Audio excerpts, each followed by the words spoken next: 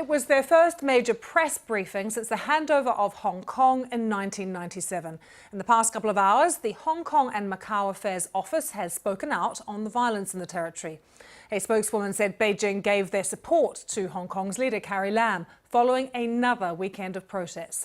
And it supported the police to protect the rule of law and called on people to oppose violence.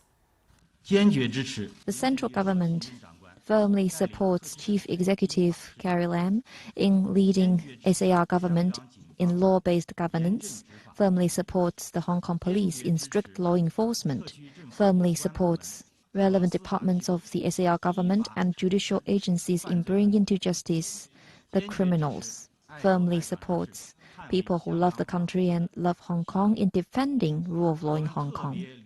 Well, we were watching that statement very closely. Very rare to hear from them. Let's take you to Celia Hatton, who was at that press conference in Beijing. Celia, first, how unusual was it to have a statement like this, and what did you make of the language? Well, as you said, it's the first time since 1997 that this particular wing of the Chinese central government has spoken directly to the press. So they're obviously trying to get in front of this problem and trying to deal and hand out really their viewpoint on what's going on in Hong Kong, although they also were very, very careful throughout the press conference to continually reaffirm their support for the Hong Kong authorities, Carrie Lam's continued governance, and also their support specifically for the Hong Kong police. Both of the spokespeople who spoke at the press conference referred several times to the brave, courageous police and had their sympathies for their families and what they're all going through. Controversial statements, of course, because many people in Hong Kong believe that the police have gone too far in using violence to stop these protests. Any suggestion from them, Celia, that the military could intervene, the Chinese military? That was the one question that was asked at the that was quickly batted away, and really the spokespeople want to deal with that issue.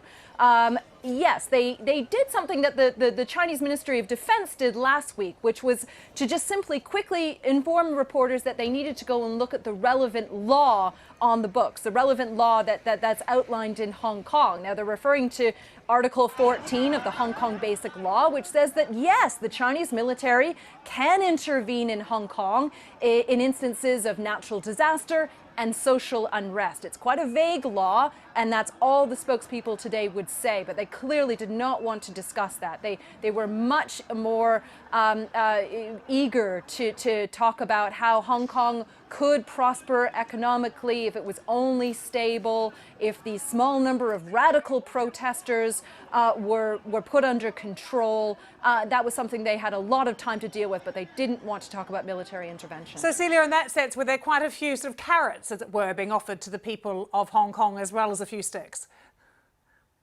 That's right. I mean, there was an interesting mixture of language at this press conference, because on the one hand, you could see that they wanted to talk about, you know, the prospect of greater economic development. They tried to sound quite understanding at times, saying that they understood problems of Hong Kong youth in dealing with affordable housing, in getting employment.